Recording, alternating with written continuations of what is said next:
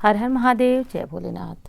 नमस्कार, मैं साधना पांडे मार्गदर्शन पे आपका स्वागत करती हूँ। दोस्तों, मैं बात करूँगी एकादशी के बारे में कि उत्पन्ना एकादशी इस बार कब हमें व्रत रखना चाहिए, क्योंकि एकादशी का व्रत 2 दिनों पे पड़ रहा है, यानी कि 19 नवंबर और 20 नवंबर दोनों ही दिन हमें एकादशी की तिथि मिल रही है। तो कब हमें व्रत धारण करना चाहिए। और दूसरी चीज़ है दोस्तों कि इस बार की एकादशी बेहद शुभ योग में आ रही है। एक तो उत्पन्ना एकादशी वैसे ही विशेष मानी जाती है, क्योंकि इस एकादशी को एकादशी माता का जन्म हुआ था, उनकी उत्पत्ति हुई थी। दूसरी चीज़ कि ये वाली एकादशी जो है वो त्रिस्पर्शी एकादशी मानी जा रही है, यानी कि इस एकादशी के बारे में कैसे, मतलब क्यों मानी जा रही है, वो भी आगे बताऊंगी आपको। सर्वार्थ सिद्धि योग, अमृत सिद्धि योग भी बन रहा है, तो इसलिए भी ये एकादशी बहुत ज़्यादा विशेष मानी जाती है। 2 उपाय बताऊंगी जिसे आप ज़रूर कर लीजिएगा, बहुत ज़्यादा महत्वपूर्ण है, ये उपाय कर लीजिएगा। इससे ना जीवन में आने वाली समस्या जो होती है उससे मुक्ति मिलती है। कहा जाता है कि जो भगवान विष्णु के जागने के बाद एकादशी मनाई जाती है, जिसमें कि उत्पन्ना एकादशी, क्योंकि देखिए एकादशी का महत्व तो सभी जानते हैं, लेकिन जो एकादशी का प्राकट्य दिवस होता है, यानी प्राकट्य का मतलब कि आज उत्पन्न हुई जो एकादशी, भगवान विष्णु के शरीर से उत्पन्न हुई एकादशी, इस दिन यदि कुछ विशेष उपाय करते हैं तो जन्म जन्मांतर के पाप नष्ट हो जाते हैं। तो इसके बारे में भी बात करेंगे दोस्तों। वीडियो अच्छी लगे तो लाइक कर दिया करें और चैनल को फटाफट सब्सक्राइब कर लीजिएगा। और हाँ दोस्तों, इंस्टाग्राम फेसबुक पे मुझे फॉलो करना चाहें तो कर सकते हैं, और नंबर जो आप देख रहे हैं इस पर आप कुंडली दिखाने के लिए संपर्क कर सकते हैं। दोस्तों, सभी जानते हैं कि एकादशी का व्रत रखना बहुत ज़्यादा पवित्र है, बहुत ज़्यादा पावन है। सभी कष्टों से मुक्ति मिल जाती है एकादशी से।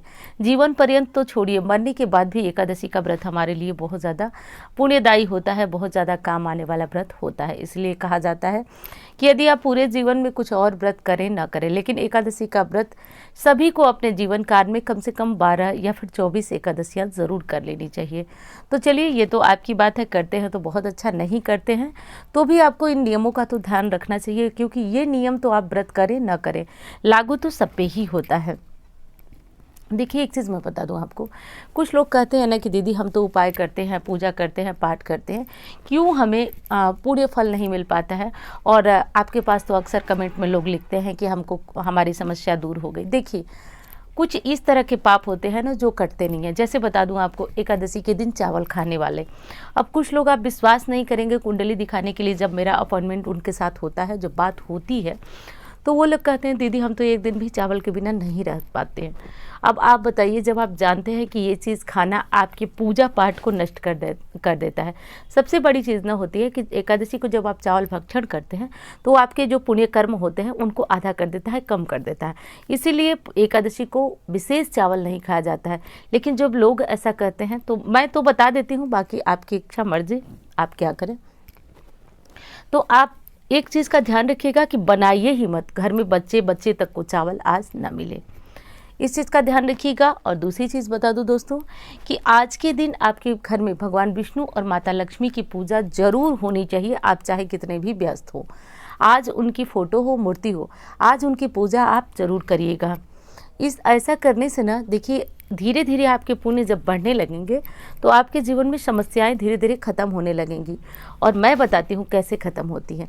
जब आप ज़्यादा भगवान की आराधना में लीन रहेंगे, देखिए, कुछ पाने के लिए आराधना करना उसकी तो बात ही अलग है, लेकिन मैं कह रही हूँ कि जो बिना स्वार्थ के की जाती है। जैसे मान लीजिए हमने नियम बनाया एकादशी को, और भगवान बस प्रेम में हमने बना लिया कि हम भगवान को नहलाएंगे, आज कपड़े पहनाएंगे, अपने हाथों से फूलों की माला बना करके पहनाएंगे, तो मान लीजिए प्रेम में हमने बना लिया, वो वाली पूजा ज़्यादा फलीभूत होती है।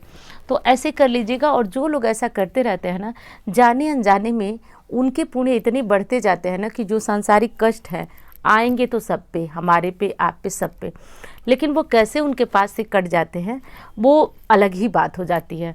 तो आपको बस यही पुण्य को बढ़ा देना है। अब चलिए, एक बात और कर देती हूँ, महिला हैं तो भी ध्यान रखिएगा, आज बाल वगैरह मत धोइएगा। एकादशी को बाल नहीं धुला जाता है, ये तो सभी जानते हैं कि तुलसी की पूजा भी नहीं होगी, तो ध्यान रखिएगा, गलती से भी लोटे का जल तुलसी में आज मत चढ़ाइएगा। दूसरी चीज़ और अगली चीज़ कि आज एकादशी है, तो इस बात का भी हमें ध्यान रखना होगा कि घर में जो चिवड़ा पोहा इस समय जो मौसम चल रहा है उसमें इस चीज़ का भी ध्यान रखिएगा, क्योंकि वो भी डायरेक्ट लगभग चावल ही होता है, तो वो भी मत खाइएगा। अब चलिए ये देख लीजिए कि एकादशी आखिर पड़ किस दिन रही है, किस दिन आपको एकादशी का व्रत रखना है। देखिए, जैसा मैंने कहा कि एकादशी ना 19 को भी पड़ रही है और 20 को भी पड़ रही है, तो इस बार जो है एकादशी का व्रत जो रखा जाएगा वो 20 तारीख को रखा जाएगा। उत्पन्ना एकादशी जो है प्रारंभ हो जा रही है शनिवार को सुबह 10:29 से, और अगले दिन 20 नवंबर सुबह 10:41 पर समाप्त हो जाएगी। तो अगले दिन यानी कि 20 तारीख का जो व्रत है वो बहुत ज़्यादा शुभ व्रत माना जा रहा है, क्योंकि इस एकादशी को त्रिस्पर्शी एकादशी कहा जाएगा, क्योंकि इसमें एकादशी, द्वादशी, त्रयोदशी तीनों का मिश्रण आपको मिल रहा है। और कहा जाता है कि इस तरह की एकादशी का व्रत धारण करने से बहुत लगभग सैकड़ों एकादशी धारण करने का फल मिलता है, तो बहुत ज़्यादा श्रेष्ठ है ये एकादशी। अब जिन लोगों को नया एकादशी का व्रत धारण करना है उन लोगों के लिए शास्त्रों ने नियम बताया है कि वो एक उत्पन्ना एकादशी से इस अपने एकादशी व्रत को शुरू कर सकते हैं। वैसे मेरी समझ से एकादशी शुरू करने के लिए तो हर एकादशी अच्छी है, जब करना चाहें कर सकते हैं, लेकिन जो शास्त्रों का नियम था वो मैंने बता दिया आपको। तो 20 तारीख को आपको एकादशी का व्रत धारण करना है। अब चलिए दोस्तों देख लीजिए कि आपको पारण कब करना है। तो देखिए, पारण करने में ना 21 नवंबर को सुबह 6:51 से 9 बजे तक आप पारण कर सकते हैं। एक बार फिर बता देती हूँ, 21 नवंबर को सुबह 6:51 से यानी कि लगभग 7 बजे से 9 बजे तक आप पारण कर सकते हैं। एक बार फिर बता दूँ, 7 बजे से सुबह 7 से 9 बजे तक आप पारण कर लीजिएगा, ये कर लीजिएगा दोस्तों। अब आज की एकादशी बहुत विशेष है, सर्वार्थ सिद्धि योग है और अमृत सिद्धि योग मिल रहा है, और पूरे दिन हमें मिल रहा है। ये नहीं कि इतने बजे शुरू हो रहा है उतने बजे ख़त्म हो रहा है, पूरे 20 तारीख को ये योग हमें मिल रहा है। अब बताती हूँ आपको करना क्या है, ध्यान से सुनिए मेरी बातों को। यदि बहुत ज़्यादा शत्रु आपको परेशान कर रहे हैं तो एक काम करिएगा, एक आटे का दीपक बनाइएगा, बड़ा दीपक होना चाहिए। इस दीपक में तिल का तेल या फिर घी डालिए, और इसको शाम को जब आप घर में दिया बाती करते हैं उस टाइम जला लीजिएगा घर के मंदिर में, और घी या तेल डाल करके चारों बातियों को जला दीजिएगा। बातियों को जलाने के बाद जो है इसमें 2 लौंग डालिएगा।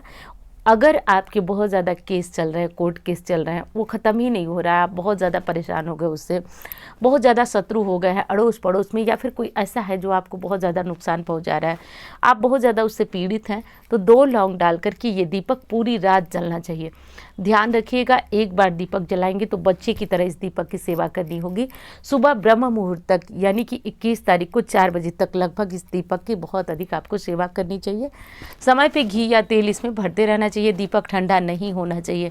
इस जो अनुष्ठान मतलब बहुत बड़ा तो नहीं है, लेकिन इसका यही मतलब है कि दीपक की सेवा ना एक छोटे बच्चे की तरह देख करके आपको कम से कम 12-1 बजे तक जगिए, घी तेल डालिए, फिर 2 घंटे में जगिए, अलार्म लगाइए, जो भी समझ में आए आपको तो करिए, दीपक को देखिए।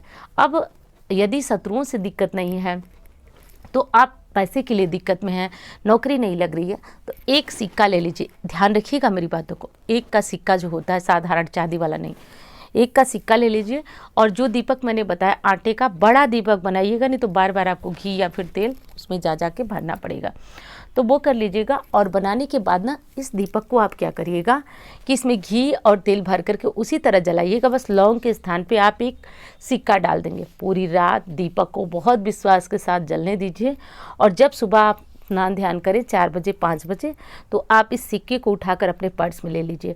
अब आप अपने काम पे जा रहे हैं, या फिर महिला कर रही है तो पति यदि दुकान जाते हैं, ऑफिस जाते हैं, या फिर आपको ही लगता है कि किसी ज़रूरी काम पे किसी से आज बातचीत होगी, तो बात में आपका प्रभाव दिखना चाहिए, तो सिक्के को ना लाल कपड़े में, कागज़ में या फिर पर्स में अपने कहीं भी छुपा कर उसको रख लीजिए। वो सिक्का एक तरह से अभिमंत्रित हो जाता है, तो बेहद महत्वपूर्ण होता है। लेकिन जैसा आप जानते हैं कि ये कलयुग है, इसमें हजारों गुना अधिक पुण्य करने पे किसी चीज़ का फल हमें मिलता है। तो आप कम से कम इस एकादशी को, यानी कि इस एकादशी को करने के बाद कम से कम जो है 8, 7 या फिर 9 एकादशियाँ ये उपाय कर लीजिएगा। उस सिक्के को डालिएगा, फिर उसी तरह से आप धोइएगा नहीं, तेल घी लगा होगा तो उसको पोंछ लीजिएगा, कपड़े से साफ करके पर्स में रख लीजिएगा। ऐसा करिएगा, वो आपके लिए बहुत ज़्यादा लकी, बहुत ज़्यादा प्रभावशाली वो सिक्का बन जाएगा। कई लोगों से जिनसे मेरी बात हुई वो लोग बोले कि दीदी ज़रूरी काम पे जाना है, जैसे कुछ लोगों को मतलब पेंशन नहीं हो रही है, तो आप तो जानते हैं कि लोगों की हज़ार तरह की समस्या है, तो ऐसा क्या करें दीदी कि वहाँ पे हमारा काम बन जाए। तो बहुत लोगों को हमने बताया और उनके ऊपर ये प्रभाव बहुत अधिक हुआ है। तो आप ये काम करिएगा, एकादशी कल की बहुत विशेष है, कर लीजिएगा आप सभी, ये चीज़ ज़रूर कर लीजिएगा। तो चलिए अब जो और बातें हैं वो भी मैं आपको बता दूं, मैं तो उपाय ही बताने में लगी। भगवान विष्णु की विशेष पूजा कीजिएगा आज। अपने घर में यदि फूलों की माला आप बना सकें तो वो बनाइएगा। लक्ष्मी जी के साथ पांचों चीज़ों से यानी दूध, दही, घी, शक्कर, शहद से स्नान कराइएगा। कुछ नहीं है तो बस गंगा जल से कराने के बाद जो है आप भागवत का पाठ करिए और जो भी आपको लगे भगवान विष्णु के नाम लीजिए, राम राम कहिए। तो इस तरह से करके आप जो है उनके पूजा आराधना कीजिए। घर में आज ना लड़ाई झगड़ा वैसे ही नहीं होना चाहिए और कभी नहीं होना चाहिए, लेकिन आज के दिन तो ध्यान रखिएगा इस बात का, खूब शुद्ध और सात्विक रहिएगा। सिर्फ पति पत्नी है तो बहुत ज़्यादा ध्यान रखेंगे कि आज जो एकादशी का दिन है उस दिन आप ब्रह्मचर्य का पालन करिए, बहुत अच्छी तरह से आप अपने जीवन को बिताइए, भगवान का कीर्तन कीजिए, भजन कीजिए। तो ये सारे उपाय कीजिए दोस्तों। और हाँ, ये एकादशी बहुत विशेष है, जिन्हें शुरू करना है वो भी कर सकते हैं, तो कर लीजिएगा दोस्तों। हाँ, एक चीज़ और बताना चाहूँगी कि यदि एकादशी का व्रत धारण नहीं कर पा रहे हैं तो 3 चीज़ों का ध्यान आपको ज़रूर रखना है। महिला है तो बाल मत धोइएगा, महिला पुरुष कोई भी है चावल मत खाइएगा। अब कुछ लोग पूछते हैं कि दीदी एक दिन पहले से जो एकादशी लग जाती है तो क्या करें, हम उसके बाद भी चावल नहीं खाएं। देखिए, खाना तो नहीं चाहिए, लेकिन कुछ लोग जो कि नहीं रह पाते हैं वो जो है खा सकते हैं। उदया तिथि में जब 20 तारीख को एकादशी हो तो मत खाइएगा, लेकिन आप और अच्छी तरह से नियम का पालन करना चाहते हैं तो जब से एकादशी तिथि प्रारंभ हो रही है तब से चावल भक्षण बंद कर दीजिए। वैसे तो 10वीं से कुछ लोग बंद कर देते हैं लेकिन आप जो है जैसे प्रारंभ हो रही है वैसे चावल मत खाइएगा, तो ध्यान रखिएगा। और बहुत ज़्यादा दिक्कत है तो आप जिस दिन मुख्य एकादशी होती है उस दिन ही आप बचा दीजिए और बाकी दिन जो है आप एकादशी चावल खा लीजिएगा। तो जो उपाय मैंने बताया वो सर्वार्थ सिद्धि योग है, अमृत सिद्धि योग है, उसमें ज़रूर कर लीजिएगा, करके इसको रख लीजिएगा। बाकी जो भी आज से शुरू करके बाकी जो भी एकादशियाँ मिलती है वो कर लीजिएगा। दोस्तों इस चीज़ को समझिए, यदि मैंने 50 लोगों को बताया तो 50 पे कोई ऐसा मतलब मुझे नहीं मिला, लेकिन ये सटीक 50 को बताया तो लगभग 50 ने ही मुझे बहुत सकारात्मक इस बारे में रिजल्ट दिया है। तो मैं वो आपके साथ बताती हूँ। और हाँ, वीडियो आपको भी अच्छी लगे तो आपको दूसरों के साथ बताना है, शेयर करना है, क्योंकि ज्ञान बांटने से ही बढ़ता है। तो कर दीजिएगा और अच्छी लगे तो लाइक करके और चैनल को सब्सक्राइब करके जुड़ जाइएगा। तो चलिए दोस्तों, मिलती हूँ इस तरह की वीडियो के साथ। भोलेनाथ का नाम लेते रहिए। हर हर महादेव।